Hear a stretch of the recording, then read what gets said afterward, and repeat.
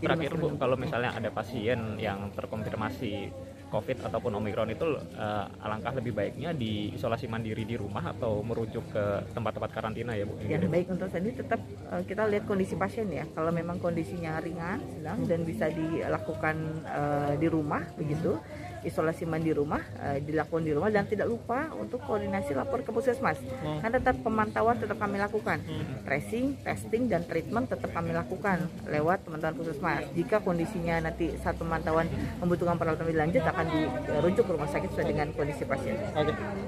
Standar PTMT ya, sesuai dengan ketentuan itu sudah baik begitu ya.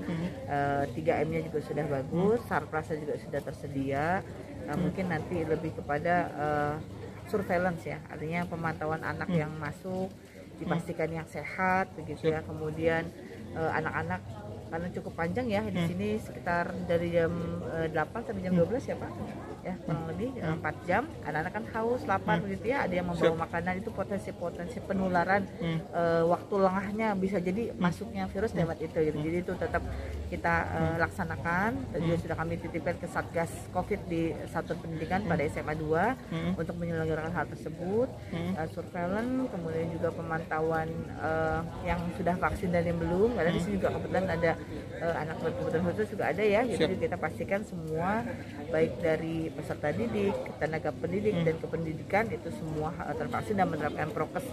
Dan untuk saat ini kalau di SMA 2 menurut informasi Pak Kepala Sekolah masih 50% ya Pak, dan itu sudah sangat bagus gitu ya. Dari sisi PTM-nya juga terjalankan dengan baik karena memang hybrid ya Pak, sudah bagus, dan ya harapan kami ini jadi role model juga buat sekolah di Kota Depok. Oke, siap.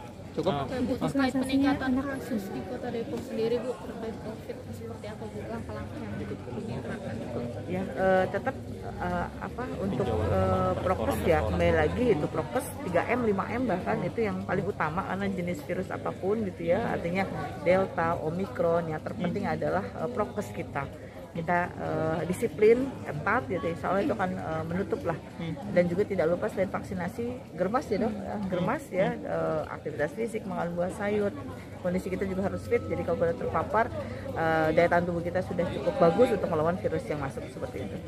Kalau tingkat vaksinasinya sendiri Bu untuk anak di usia sekarang ini itu apa udah mencapai atau gimana Ibu? Baik, kalau untuk Kota Depok capaian vaksinasi anak sudah 98%. Ya, jadi sudah sedikit lagi untuk dosis vaksin 1 ya, vaksin 2-nya memang sedang berproses.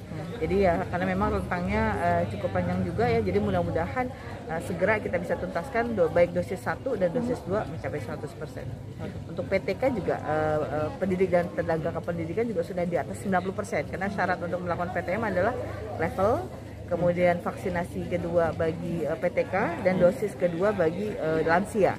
Dan Depok sudah memenuhi semuanya, sudah masuk kategori A. Tapi tetap tidak boleh abai ya, prokesnya harus tetap kita lakukan. Bu, pertanyaan yang sama dari Bu Marion tadi, perihal kan mau PTM 100% ya Bu, apakah ada kriteria tertentu situ terkhusus di sekolah sendiri Bu?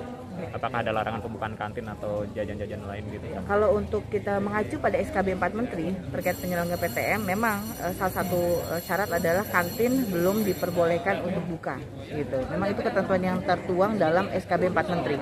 Jadi memang kantin belum buka selama PTM terbatas ini diselenggarakan begitu.